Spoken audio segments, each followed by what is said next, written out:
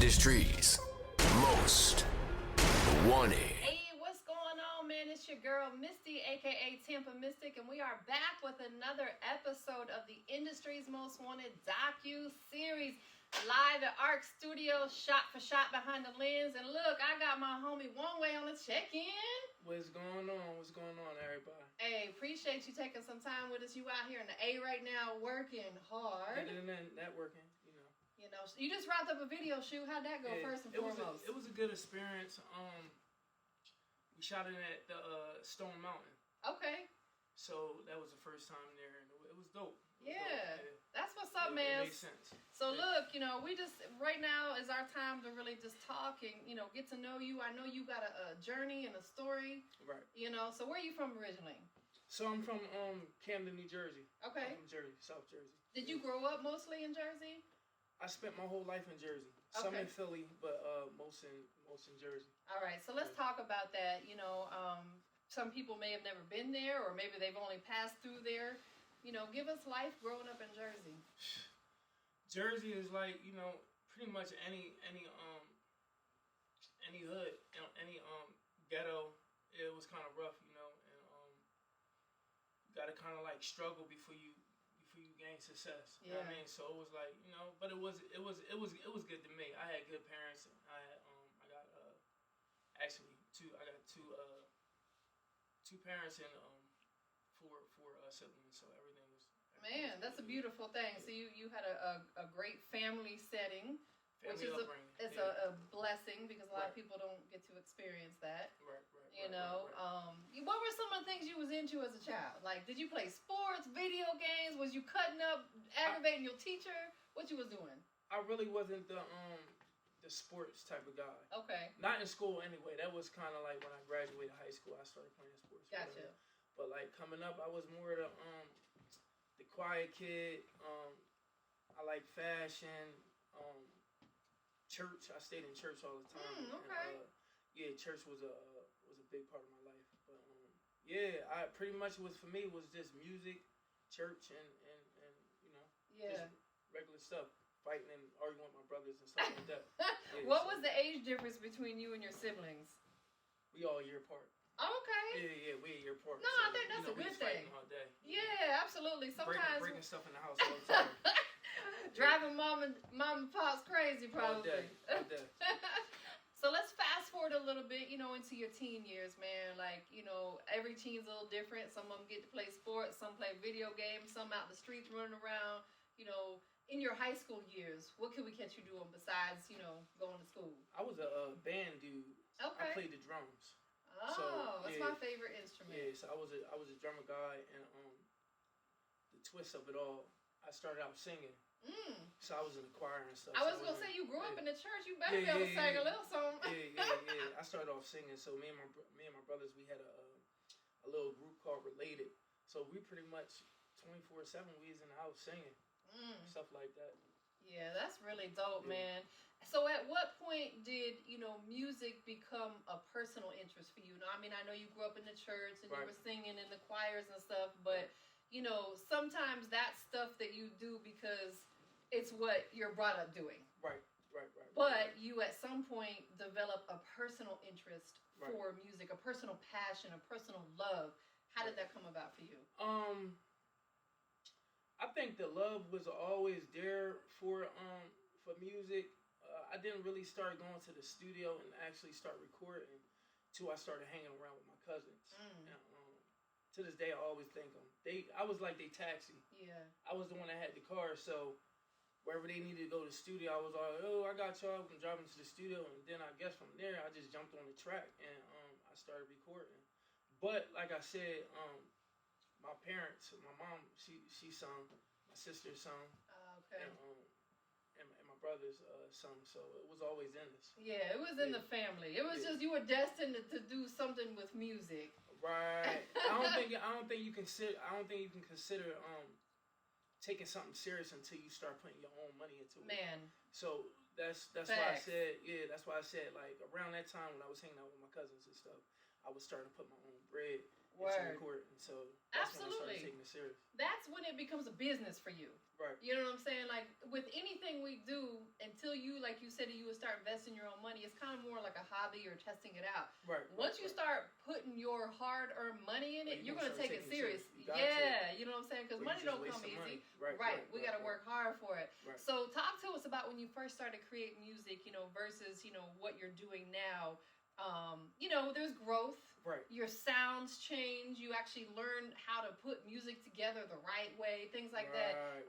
You know, how has that journey been for you? I think in the beginning, I think I was kind of like blessed. God was just putting me in the right, having me meet the right people, putting me in the right situations. Because I kind of started off with like, you remember 106 Apart? Of course, absolutely. What was it? It was like the freestyle. I don't know if it was the freestyle Fridays, but when they would have the groups come on there and start performing. Right. So like in the beginning, I started off at like doing that, then doing Apollo, and then I started off opening up for artists that the House of Blues, Showboat, and AC. I was doing that in the beginning, and then I kind of like reality hit, and I said, "Yo, you can't really skip the footwork. Like you can't, like, no matter who you meet or who's connected with who, is like you gotta really like dig in the crates and like learn it for yourself." Right. You know what I mean? Like I'm still learning to now. Like, you know what I mean? Absolutely. Up to this point. Just I think like probably like just 6 or 7 months ago, I was rapping a totally different way. Like so now, like since my folks was like, "Yo, you need to really like find out like the culture, like what is it, like the pillars of hip hop and stuff like that. Like really start doing your homework and like looking up stuff." And once I did that, I think that helped change me. And as a matter of fact, I know that helped change me to where I'm at now. And I evolved. I became a better rapper. So like my sound now and what's on all platforms now is totally different. Like, so when I upload my new album, you're gonna hear a lot more substance. It's gonna be different than what people hearing now. Word, it's like you have to study whatever your craft is. You know, whether you're a doctor, you're a photographer, a videographer. What you gotta study the greats. You got to. You gotta study the craft. You gotta learn everything about it if you want to be the best version of yourself doing what it is. And with you being an artist and you rapping, it just makes sense that you would study other people. So who were a couple artists that maybe like influenced you or inspired you? Shout them out. I think it's the people that I listen to now. Okay. So I'm trying to think of who I listen to like when I'm at the gym. I listen to Nas. I listen to, of course, Jay.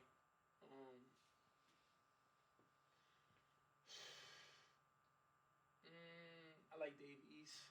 Okay. I listen to Dave East. But like a lot of like the throwbacks,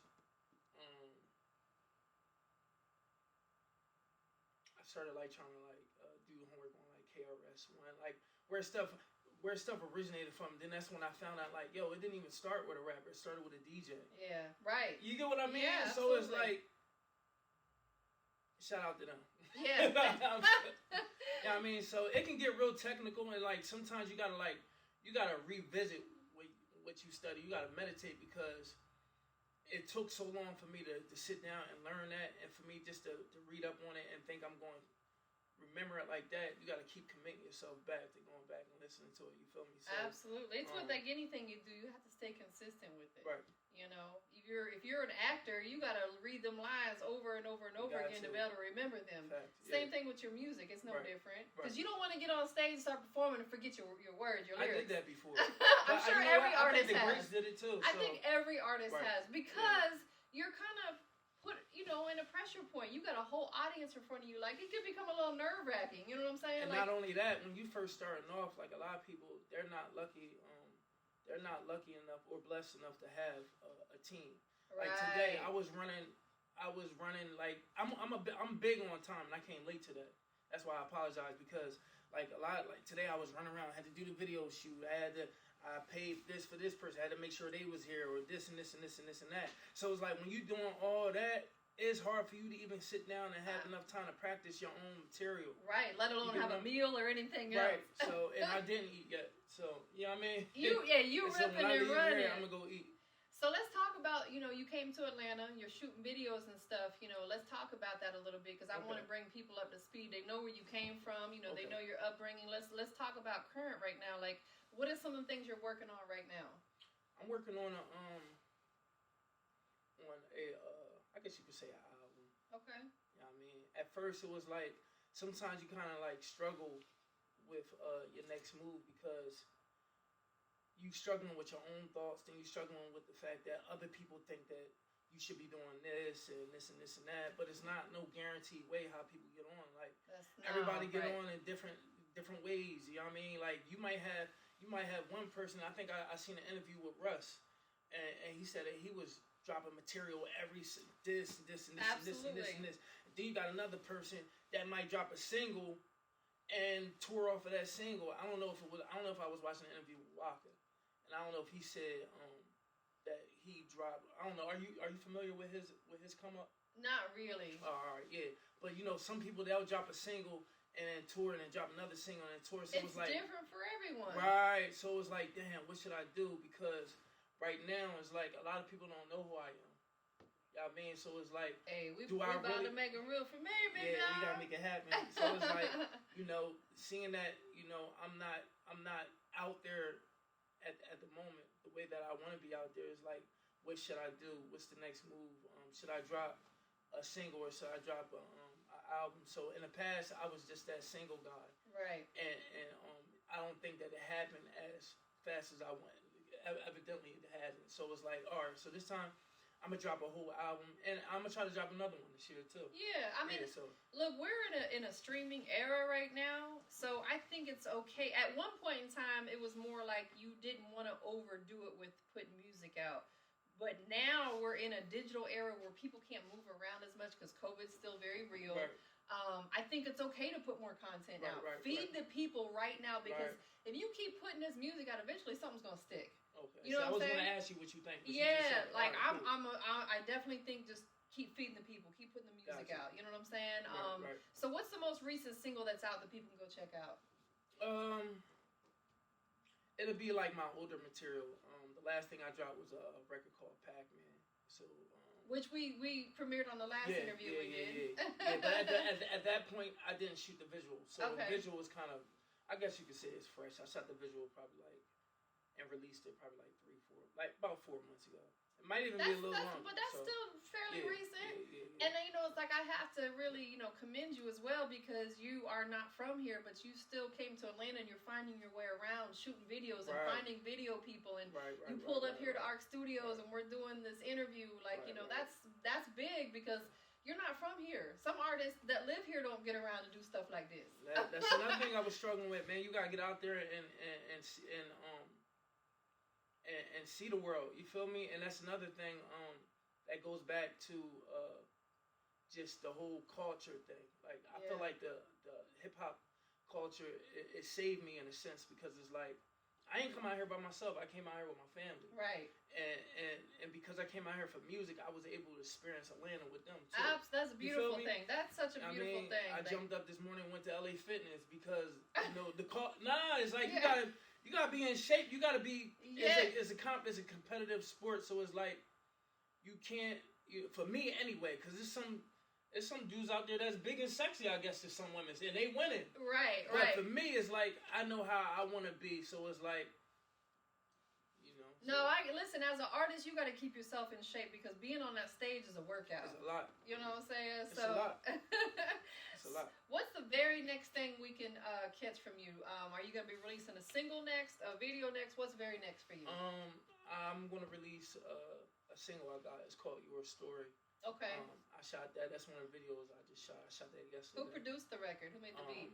Shout out to Big Yacht, Willenboro, New Jersey. Okay. Shout out to Katie Gray too for shooting the video. Big shout out to Katie Gray, one of the dopest videographers out here in the A, man. We gotta shout him out for sure. Yeah, no doubt. So what else you got coming up? Anything else you got coming up? Nah, for right now, I'm focusing on the brand, which is the music. Like just setting up and creating material, making the best material that I can before I commit to doing anything else. Cause I think that's important when you building your brand. You gotta make sure. Cause I was watching I'm a big interview type watcher type dude. You So listen. it's You like- got to study these artists who've done it. Right, and I seen an interview with what was it? I think it was Dame Dash, and he was talking about I think somebody asked him a question about Rockaware, and it was like a segment, and when they had callers come in, and the guy wanted to he wanted to start his own branding with retail, with clothes or whatever. Right. And he's like, well, how should you go about it? Blah blah blah. And Dane was like, his response was like, yo, we made sure that Rockefeller, the music was strong, and then he said we look at it like an octopus. He said it got I don't know if it was 8 legs or whatever, but he was like, yo, each leg is a branch, is an extension of the brand, which was Rockefeller. Right. And he was like, yo, so that's how they was able to put out the clothes. And if the arm would have got cut, the arm would grow back. Man, you feel me? That's a great analogy. I was like, yo, that's dope. So it's like, for me, for right now, I gotta really make sure that my brand is, as far as musically, is all the way where it's supposed to be. And that's why we, again, shout out to Big Yacht, because he produced pretty much all my records on my project except for one. Shout out to John. Okay. From Pensacola, New Jersey. He produced one joint as well. But everything is exclusively bought. You know what I mean? Everything is just, I own everything. So I think you're definitely. I just want to say, I think you're doing it the right way. Like, and some people, it takes them a little longer to understand it, that branding is key. Right. Like, honestly, even for myself, I've been in this business a decade, and I wish I would have known 10 years ago what I know now, but it's a learning process. It's a learning process, and you had to go through all that stuff. You got to go through some stuff. You can't skip the struggle. Mm-hmm. We got to learn stuff along the way, but it's like once you finally get it and you learn it, boy, we like a beast. It's with you forever. And you're able to give that knowledge to somebody else. Right. Because, and that's one of the things that I was, again, going back to the whole culture, understanding the culture and everything it takes for you to be successful in the music business. Once you understand all that, you're able to give it to somebody else. You gotta pay it forward, because the people around you is gonna be like, I got sons, and like my youngest, he be rapping my verses, and my other one is playing what he play? What instrument he play? He played the guitar. Oh, okay. He play the guitar, and one of them make beats. So they all gravitating to what I do. Right. You know what I mean? Because I'm doing my homework and everything else, I'm able to give them what they need to know, you know what I mean, to be successful. Absolutely. That's great, man. Well, listen, I want you to tell everybody where they can follow you and keep up with you everywhere on all your social media. If you got a website, what your YouTube is, tell them where they can follow the movement. I got a website. It is, I believe it's www.oneway.online. Tell them how to spell it, too. One Way is with the number 1, WAE, not with a Y. That's why I had to have you spell it. I was trying to be different. Plus, there's a Philadelphia freeway across the bridge. the freeway. So I'm like, no, my joint got to be One Way with the E. Right. And, so I got the website. Like I said, is oneway.online. Then I got Instagram, Facebook, all that is One Way official. So make sure you guys follow the movement, man. Is there anything else you want to let the people know about before we get up out of here? Nah, I'm just not. Yeah, you know what? It's more so advice for anybody. Please drop them gems, them jewels. That's coming up and they want to do the business like Miss Tampa said. It's good to understand what you're getting into, and not only that, don't look for nobody to do anything for you. You know what I mean? Like, I don't care if you gotta work 4, 5, 6 jobs, because it's gonna take finances. Do it, and speak it and walk it. Man, that's big facts. Yeah. This is an expensive business, but we love it. It is. And that's why you got to do it. That's why if you love it, you got to do it, because at the end of the day, if you don't succeed, you still documented everything you did. Everything's on social media because everything is documentable. You know what I mean? Right. I don't even know if that's a word, documentable. But it is now. Yeah. Like, everything is documented, and you succeeded in a sense. Right, and that's the thing I talk about. Like, we say it all the time. Like, if you don't document it, it didn't happen. Right. It did not happen. So you got to do stuff like this. So I appreciate you being a part of the industry's most wanted brand. The docu-series got my bro One Way here checking in. New visuals on the way. New music on the way. Album on the way. You know what I'm saying? I'm still working on a name for that. It might be Culture Save Me. Oh, that's dope. I like that. That's real dope, man. Well, listen, industry's most wanted. Big shout out to Shot for Shot Imagery. It's your girl, Tampa Mystic. One Way. We out of here, baby. That's what it is.